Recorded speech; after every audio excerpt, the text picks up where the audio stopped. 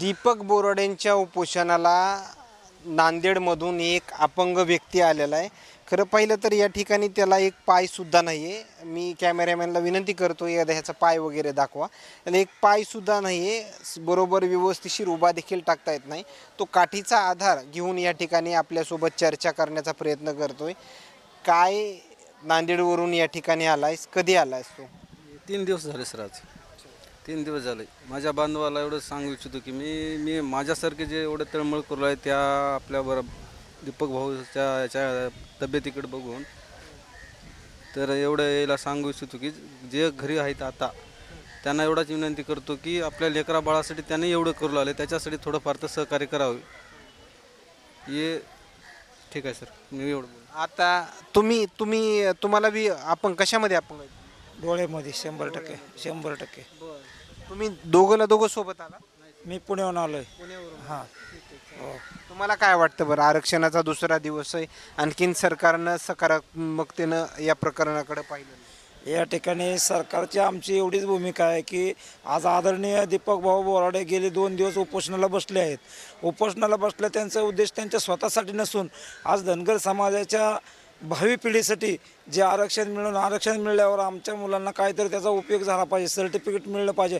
आज कितीतरी वर्ष झालं ते देतोच म्हणतात, परंतु न देण्याचा जी धनगड आणि धनगड आहे हा शब्द फक्त महाराष्ट्र शासनाने तिकडं पाठपुरावा करून केंद्र शासनाला दिल्याच्या नंतर ते होत आहेत. कारण ऑलरेडी आमचं 36 नंबरला त्या ठिकाणी दिलेलं आहे आरक्षण, परंतु त्याची अंमलबजावणी करायची आहे. या अंमलबजावणीसाठी दीपक भाऊ गेली 6 महिने कष्ट करत आहेत. आम्ही दीपक भाऊंच्या पाठीशी अंध अपंग यांचा देखील पाठिंबा भाऊंना आहे. कारण का तर बाबा भाऊंच्या एक ऊर्जा भावना निर्माण होते. आमच्यासारख्या होते चांगले लोक तर येतच राहतात, परंतु आमच्यासारखे दिव्यांग लोकसुद्धा भाऊंच्या पाठीशी उभं आहेत. आणि या आंदोलनाचं एवढंच उद्दिष्ट आहे की आम्हाला सरकारने लवकरात लवकर STच्या आरक्षणाची अंमलबजावणी करावी. जय हिंद, जय मल्हार. आता मला एक सांगा, जर आता 3 दिवसाची परवानगी आहे असं समजलंय, मात्र आता तिसऱ्या दिवशी तुम्ही हे आझाद मैदान सोडणार की पुढली भूमिका काय असणार? नाही सर, ते एवढं आम्हाला ज्ञान नाही आणि आम्ही या क्षेत्रामध्ये आलो नाही. आम्ही तर 100% एक विचार करूनच आल्या घरून सोडायचं नाही असं म्हणून. त्याच्यानंतर सुट्टी वगैरे सांगलं तिकडं भाऊ म्हणले काहीतरी सुट्ट्या वगैरे आहेत आणि आपल्याला कायद्यानुसारच करावं लागतं म्हणजे लढू असं म्हणतात. त्यांच्या विचारानुसार आता आम्ही समोर पाऊल ठेवू सर.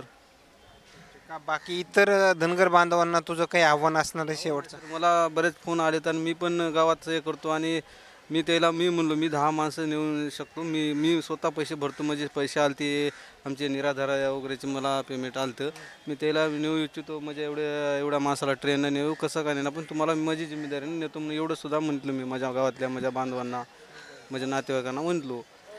तरी फक्त एकटेच आले?